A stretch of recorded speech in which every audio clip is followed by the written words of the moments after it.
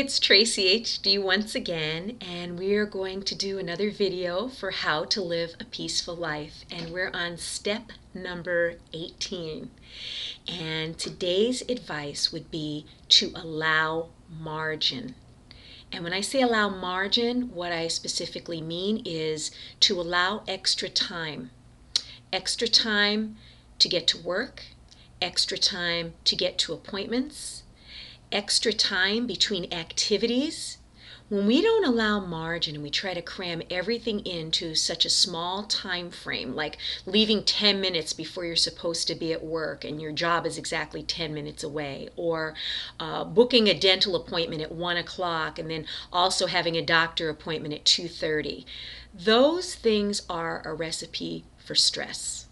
We don't know when we leave the house in the morning or to go to an appointment, whether it be work or your job, if you're going to run into a traffic jam, if you're going to run into a traffic accident, if you're going to look at your gas gauge and realize that you're almost on E and you really have to stop and get gas before you could go on your way.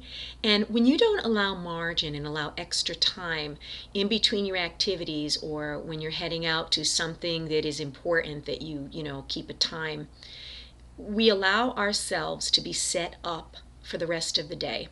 Like I was saying, leaving like 10 minutes before you're supposed to be at your job is something that's going to set the tone for the rest of the day. You're going to kill yourself to get there. You're going to be stressed out at every stop sign and light. Why do that? If getting up an extra 15 minutes earlier in the morning means you get to leave the house an extra 15 minutes earlier than you normally would, believe me, you'll be thankful, because by the time you get to your destination, you're not going to feel all worn out and exhausted before the day even begins. Same thing with, appointments and stuff. Try not to book appointments back to back like that, because we all know when we're stuck somewhere at an appointment, rarely do we get to see our dentist or doctor at the exact time, because everybody runs behind, and that's to be expected. Try to schedule only one appointment per day instead of two back-to-back appointments. I used to be the kind of person that airports really bother me, and I don't fly anymore because it just gives me anxiety being in an airport. There's just too much energies going on.